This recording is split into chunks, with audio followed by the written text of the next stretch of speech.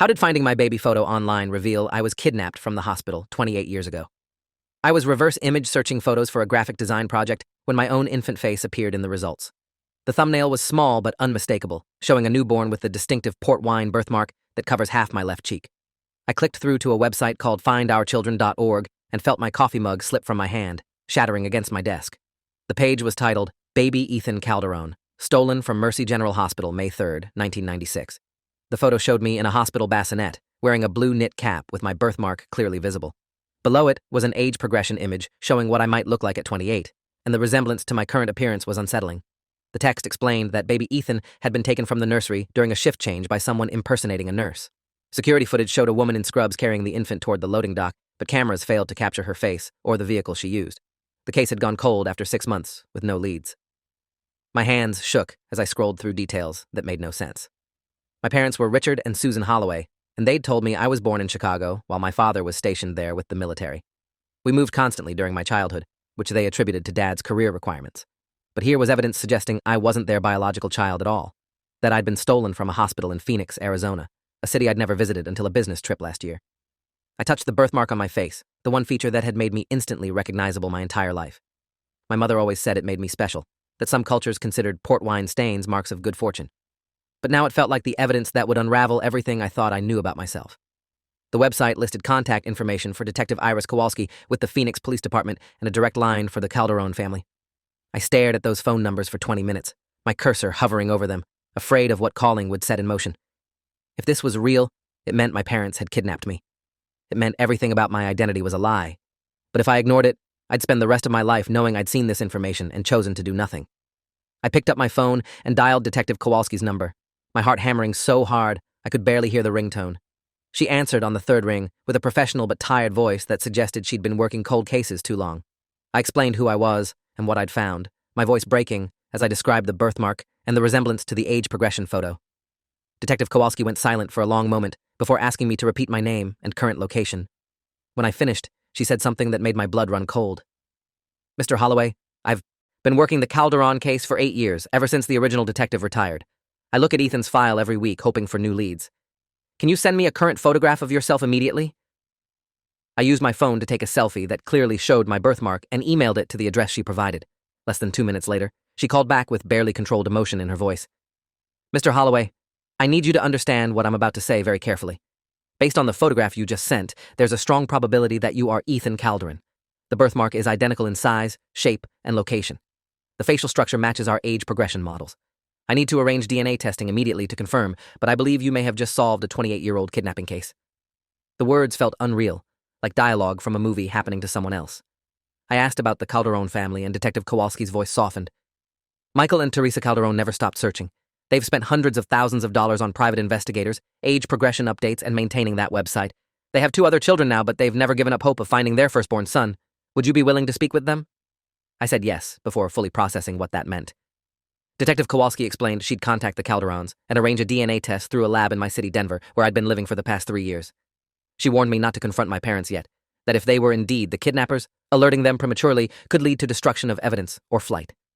I hung up and sat in my apartment surrounded by the wreckage of my shattered reality. Every family photo on my walls now felt like evidence in a crime scene. My parents weren't listed on social media, which they'd always attributed to Dad's military background and preference for privacy. We rarely visited extended family, and I'd met my grandparents only a handful of times before they died. The isolation that had seemed like a quirk of military life now looked like deliberate concealment. My phone buzzed with a text from an unknown number. This is Teresa Calderon. Detective Kowalski gave me your contact information. I don't want to overwhelm you, but I've dreamed of this moment for 28 years. Whether or not the DNA confirms what my heart already knows, thank you for calling. Thank you for being brave enough to find out the truth. I stared at those words and felt something crack open inside me. This woman had spent nearly 3 decades searching for me, while I grew up calling someone else mom. The DNA test was scheduled for the next morning at a lab that specialized in legal paternity cases. I drove there in a fog, barely registering traffic or stoplights. The technician was a woman in her 50s named Patricia, who handled the cheek swab with practiced efficiency. She explained that results would be expedited given the nature of the case and should be available within 72 hours. I asked what the chances were of the birthmark being coincidental, and Patricia gave me a sympathetic look. Port wine stains with that specific shape and location are extremely rare. Combined with the facial structure match and the timing, I'd say the probability of you being anyone other than Ethan Calderon is virtually zero, but we'll know for certain soon. I left the lab and drove aimlessly through Denver, eventually finding myself parked outside my parents' house in a quiet suburb 20 minutes from my apartment. Dad's truck was in the driveway, and I could see Mom through the kitchen window preparing dinner. They looked like the same people who'd raised me, who'd taught me to ride a bike and helped with homework and celebrated every achievement. But now I was seeing them through a filter of potential criminality that made every memory suspect. How could someone who'd stolen a baby act so convincingly loving for 28 years? My phone rang, and Detective Kowalski's name appeared on the screen. I answered, and she got straight to business. Mr. Holloway, I've been reviewing the original case file, and there are some details you need to know. The woman who took Ethan from the hospital was caught on multiple cameras, but her face was always obscured by surgical masks and the angle of the cameras. However, witnesses described her as approximately 5'6", with blonde hair and a slim build. Does that description match Susan Holloway? I thought about my mother, who was exactly 5'6", with blonde hair that she'd worn in the same style my entire life. Yes, I said quietly. That matches her perfectly. Detective Kowalski continued. The timeline also aligns. Baby Ethan was taken on May 3, 1996. Your birth certificate shows a birth date of May 1, 1996 in Chicago. Can you access that birth certificate and check the issuing hospital? I'd kept my important documents in a safe deposit box since moving to Denver. I told Detective Kowalski I'd check and call her back. The bank was still open, so I drove there and retrieved the fireproof envelope containing my birth certificate, social security card, and passport. The birth certificate listed Northwestern Memorial Hospital in Chicago as the place of birth, with Richard and Susan Holloway as parents. I photographed it and sent it to Detective Kowalski. She called back within minutes. I contacted Northwestern Memorial. They have no record of a baby boy born to Richard and Susan Holloway on May 1, 1996, or any date that month. In fact, they have no record of Susan Holloway ever being a patient there. Your birth certificate is a forgery, Mr. Holloway. A very good one, good enough to pass initial scrutiny, but still a forgery. The confirmation settled over me with the weight of absolute certainty. My entire identity was built on fabricated documents and elaborate lies. I asked Detective Kowalski what happened next, and she explained that once DNA results confirmed my identity as Ethan Calderon, arrest warrants would be issued for Richard and Susan Holloway. They'd be charged with kidnapping, child abduction, falsifying legal documents, and conspiracy. The crimes had no statute of limitations. If convicted, they'd spend decades in prison. I sat in my car outside the bank trying to process that the people I'd called Mom and Dad my entire life were about to be arrested for stealing me as an infant. Detective Kowalski asked if I had somewhere safe to stay, somewhere the Holloways couldn't find me if they suspected the investigation was happening. I told her I'd check into a hotel and she approved, saying she'd contact me as soon as the DNA results were finalized. I packed a bag from my apartment and checked into a hotel near the airport, paying cash to avoid leaving a digital trail. That night, I couldn't sleep, so I spent hours reading through the findourchildren.org website, learning about the son Michael and Teresa Calderon had lost. The page was updated regularly with birthday messages, Christmas greetings, and anniversary posts marking each year Ethan had been missing. Teresa had written on what would have been my 18th birthday. Ethan, wherever you are, we hope you're happy and loved. We hope whoever has you is treating you well, even though they stole you from us. We've never stopped looking, and we never will. You have a brother named Lucas who's 12 now and a sister named Isabel who's 9. They know all about you and pray for you every night. Come home to us, mijo. We're waiting. Reading those words made me physically ill. My real family had been suffering for 28 years while I grew up oblivious, living 800 miles away with my kidnappers. Lucas and Isabel had grown up with a ghost brother they'd never met, and I'd grown up as an only child when I actually had siblings. The DNA results came back in 56 hours. Detective Kowalski called, and I could hear the emotion in her voice despite her professional tone. The results are conclusive. You are Ethan Calderon, biological son of Michael and Teresa Calderon. I've already obtained arrest warrants for Richard and Susan Holloway. Officers will execute the warrants tomorrow morning at 6 a.m. at their residence. I wanted you to know before it happens. I asked if I needed to be there, and she said no, that my presence might complicate the arrest and compromise my safety if the Holloways became violent. She said Michael and Teresa wanted to meet me as soon as possible, whenever I felt ready. I said I needed a day to process everything before facing my biological parents, and Detective Kowalski understood.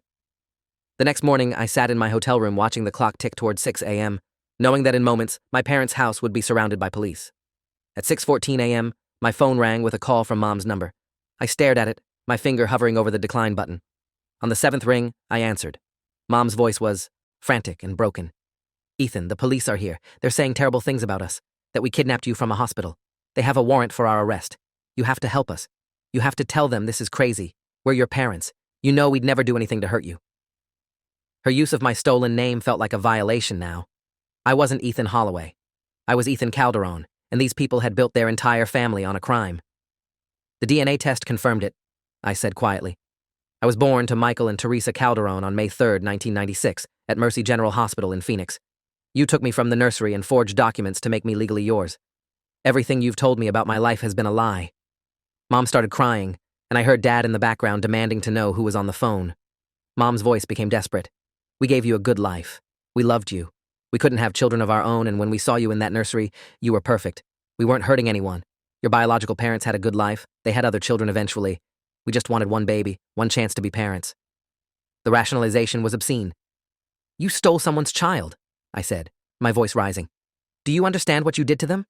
Michael and Teresa spent 28 years searching for me. They never stopped hoping I'd come home. You destroyed their family so you could play house with a stolen baby. Dad grabbed the phone and his voice was harder, more defensive. Watch your tone, son. We raised you, fed you, put you through college. We gave you everything. Those people in Arizona were strangers. We were your real family. The word son felt like poison in my ears. I'm not your son, I said. I never was. My name is Ethan Calderon, not Ethan Holloway. You're criminals who kidnapped an infant, and you're going to prison for it. I hung up before Dad could respond and blocked both their numbers. My hands were shaking so badly I had to set the phone down. An hour later, Detective Kowalski called to confirm that Richard and Susan Holloway had been arrested without incident and were being transferred to Phoenix to face charges. The Calderons wanted to know if I was ready to meet them, and I said yes, despite not feeling ready at all. How do you meet the parents you don't remember? How do you greet siblings you never knew existed? Detective Kowalski arranged for me to fly to Phoenix that afternoon and stay at a hotel near the police station. The Calderons would meet me the next morning in a private room at the station, giving us neutral ground and support resources if the reunion became overwhelming. The flight to Phoenix felt endless. I kept thinking about baby Ethan Calderon, the infant who'd been taken from his hospital bassinet, and trying to connect that stolen child to the man I'd become. Had the kidnapping changed the trajectory of my entire life? Would I have been a different person if I'd grown up with my biological family? I landed in Phoenix at 6 p.m. and checked into the hotel Detective Kowalski had recommended. I couldn't eat dinner, my stomach too knotted with anxiety about the next day. That night, I researched Michael and Teresa Calderon online, finding their social media profiles that were public and filled with posts about their missing son. Michael owned a construction company and Teresa taught elementary school. Lucas was 20 now and studying engineering at Arizona State University. Isabel was 17 and apparently a competitive swimmer. They looked like a normal, loving family with one terrible wound that had never healed. I was that wound, the missing piece that had been stolen from them before they could even bring me home from the hospital. Morning came too quickly. I dressed carefully, choosing clothes that felt neutral and appropriate, then drove to the Phoenix police station. Detective Kowalski met me in the lobby, a woman in her late 40s with kind eyes and a firm handshake. The Calderons are already here, she said gently. They're nervous, excited, terrified. All the emotions you're probably feeling. Take your time, and if you need a break at any point, just say so. She led me down a hallway to a private conference room and paused outside the door. One more thing. Teresa kept your hospital bracelet all these years. She's going to show it to you. I wanted to prepare you. Detective Kowalski opened the door and I saw them for the first time. Michael Calderon was tall with graying hair and the same port wine birthmark on his left cheek that I carried, instantly explaining its genetic origin. Teresa was petite with dark hair and eyes that filled with tears the moment she saw me. Lucas and Isabel stood behind their parents, both of them staring at me with expressions of wonder and disbelief. Ethan, Teresa whispered, taking a tentative step forward. Mi hijo, my son, you're really here. You're really alive. She stopped a few feet away, her hands shaking as she reached toward me, then pulled back as if afraid touching me would make me disappear. I've dreamed of this moment every day for 28 years, but now that it's happening, I don't know what to say. I don't know if I should hug you or give you space. I don't want to overwhelm you. I found my voice despite the emotion choking my throat. I don't know what to say either. I spent my whole life believing I was someone else. I don't have any memories of being your son. I'm sorry. Michael stepped forward and his voice was steady despite the tears streaming down his face. You have nothing to apologize for. None of this was your fault. You were an infant when you were taken from us. The people who raised you are the ones who should apologize, who should spend the rest of their lives making amends for what they stole from all of us. Teresa pulled a small frame from her bag and held it out with trembling hands. Inside was a tiny hospital bracelet reading, Baby Boy Calderon, with my birth weight and time. Next to it was the matching bracelet that would have been on her wrist, linking mother and child. I kept these, she said softly. The nurses gave me my bracelet after you were taken, as evidence. I've carried it with me every single day, waiting for the moment I could show you that you belonged to us. That you were ours from the very beginning. I took the frame and stared at the bracelets, these small pieces of plastic and paper that proved my biological identity. The reality of what had been stolen from this family crashed over me. They'd never gotten to bring their newborn son home from the hospital, never had those first precious weeks of bonding, missed every milestone from first words to first steps. The Holloways had stolen all of that. "I'm so sorry," I said again, because I didn't know what else to say. "I'm sorry they took me. I'm sorry you lost 28 years. I'm sorry I don't remember you." Isabel, the sister I'd never met, spoke for the first time. "We're sorry too. Sorry you grew up without knowing who you really were. Sorry those people lied to you your entire life. Sorry you're going through this trauma now." She stepped forward and did something brave, wrapping her arms around me in a hug I wasn't prepared for, but desperately needed. "Welcome home, big brother. We've been waiting for you." That broke something in me, and I started crying for the first time since finding my photo online. Lucas joined the hug, then Teresa, then Michael, and we stood in that police station conference room as a family reuniting across 28 years of forced separation. Detective Kowalski discreetly left and closed the door, giving us privacy for this moment.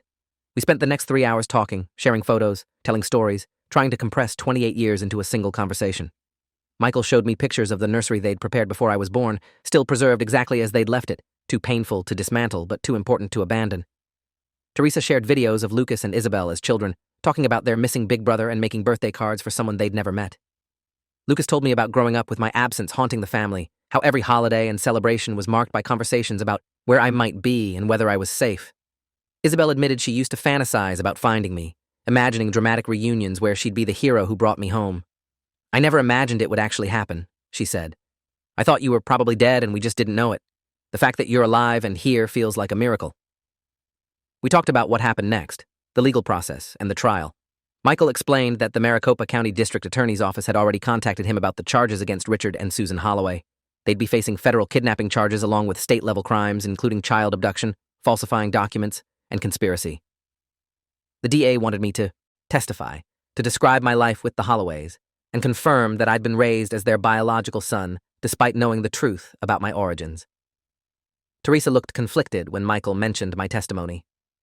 "You don't have to do anything you're not comfortable with," she said firmly. "Those people raised you, even if they had no right to. If you have complicated feelings about seeing them prosecuted, that's valid. We won't pressure you." But I knew I'd testify. The Holloways needed to face consequences for what they'd done, not just to me, but to the Calderon family. They'd stolen 28 years of relationship, and they'd built their parenting on a foundation of lies and crime. Whatever love they'd given me was tainted by the knowledge that they'd taken me from people who'd wanted me just as desperately. Detective Kowalski returned and said the Holloway's arraignment was scheduled for the next day in federal court. She asked if I wanted to attend, and I said yes. Teresa looked worried but didn't try to talk me out of it. "We'll be there with you," she promised. "Every step of this process, you won't be alone." The arraignment took place in a sterile courtroom filled with reporters who'd caught wind of the story. Man discovers through online photo. He was kidnapped as infant, had already hit national news, with my story spreading across social media. I sat in the gallery between Michael and Teresa, with Lucas and Isabel behind us. When Richard and Susan Holloway were brought in wearing orange jumpsuits and handcuffs, I barely recognized them. They looked smaller somehow, diminished by the reality of their crimes. Susan's eyes found mine immediately and filled with tears. She mouthed, "I'm sorry," but I looked away. Richard kept his gaze forward, his jaw clenched in defiance even now.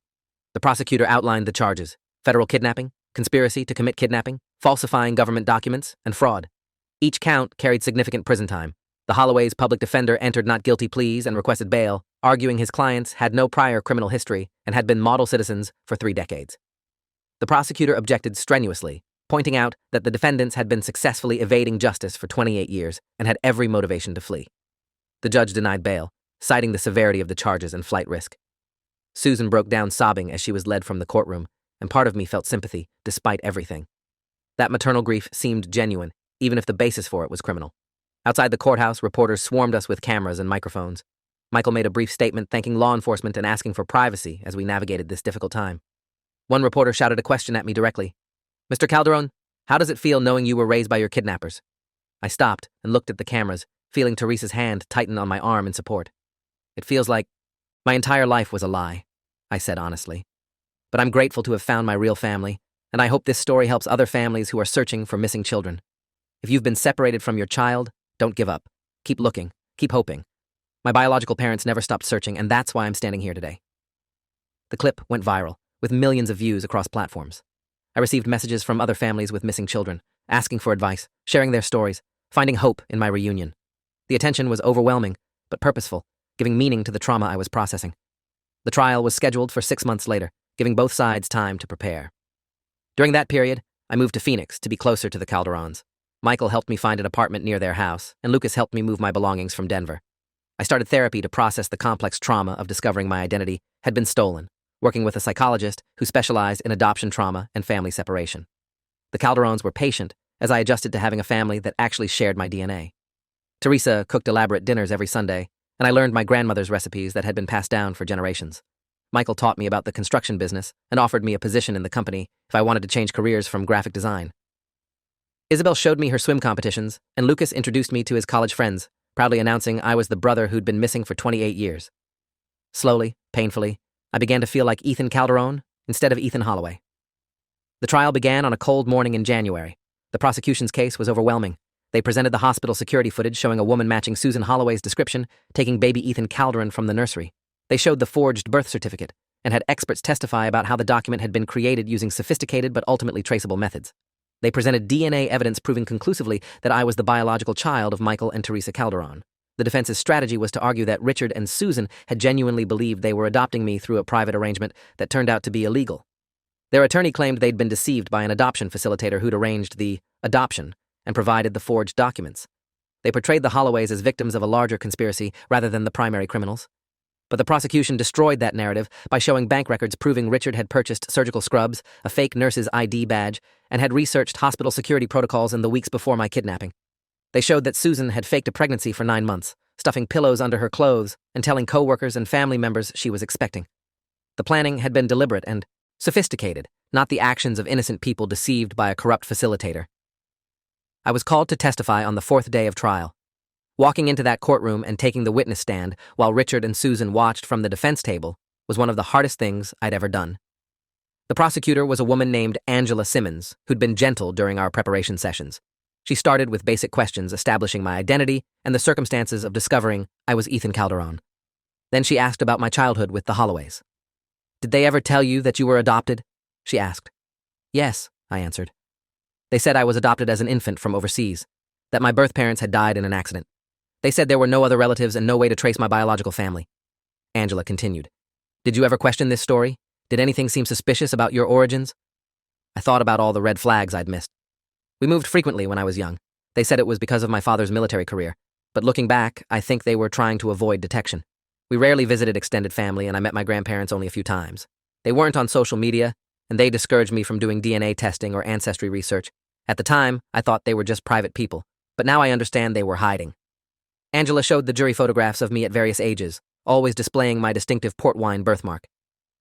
"Did the defendants ever express concern that this birthmark made you recognizable? That someone might identify you from missing children databases?" I nodded. My mother, Susan, suggested several times that I should consider laser treatment to remove the birthmark.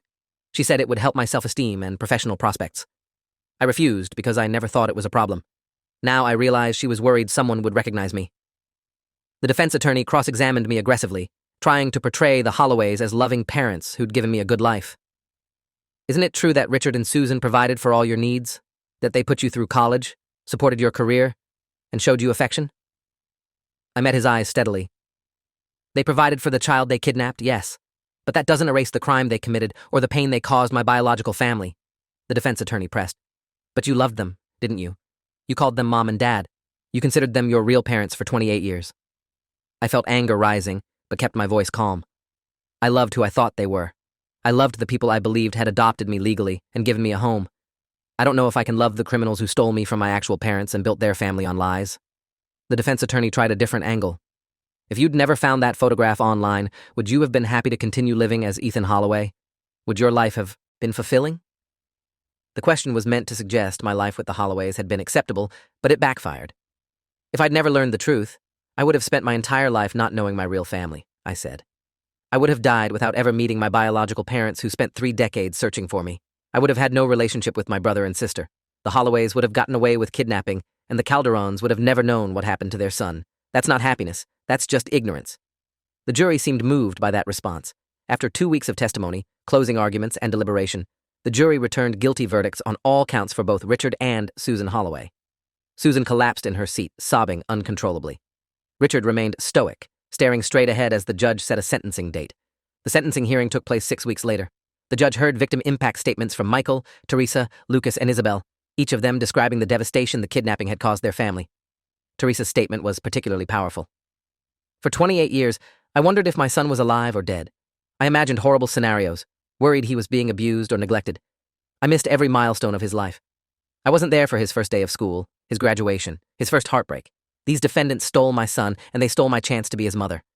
No prison sentence can give me back those 28 years, but I hope it prevents them from hurting anyone else. I gave my own statement, describing the psychological trauma of discovering my entire identity was a lie, and the complicated grief of losing the only parents I'd known while simultaneously finding my biological family. The Holloways gave me material comforts and educational opportunities, I said, but they built that life on a foundation of crime and lies. They deprived me of my real family, and they deprived the Calderones of their son. They deserve to be punished to the full extent of the law. The judge was clearly affected by the impact statements. She sentenced Richard Holloway to 35 years in federal prison and Susan Holloway to 30 years. Given their ages, both sentences were effectively life imprisonment. As they were led from the courtroom, Susan tried one last time to make eye contact with me, but I looked away. Whatever relationship we'd had died the moment I learned the truth. Outside the courthouse, Michael put his arm around my shoulders and said something that helped more than he knew. You're free now. Free from the lies, free from the secrets. You can finally be who you were always meant to be. 3 years after finding my photo online, I stood in my biological parents' backyard at a gathering celebrating my 31st birthday. Lucas had just gotten engaged, and Isabel was heading to the Olympics as an alternate for the swim team. The Calderones had expanded to include Lucas's fiancée and Isabel's longtime boyfriend, all of them treating me as the family member I'd always been, even if I'd been absent for most of my life. Teresa brought out a cake and everyone sang happy birthday, and I realized this was the first birthday I'd celebrated knowing my true identity. The first time the date actually matched my real birth date instead of the fabricated one on my forged documents. Michael raised a glass in a toast. To Ethan Calderone, who found his way home after 28 years, we never stopped believing and we never stopped loving you. Welcome home, son. I looked around at these people who shared my DNA and my history, who'd never given up searching for me, and felt something settle into place. I was Ethan Calderone, son of Michael and Teresa, brother to Lucas and Isabel. The Holloways had stolen my infancy and childhood, but they couldn't steal my future. That belonged to me and to the family who'd never stopped fighting to bring me home. If you enjoyed this, you'll definitely want to see the next ones too. So subscribe now and let me know your take in the comments.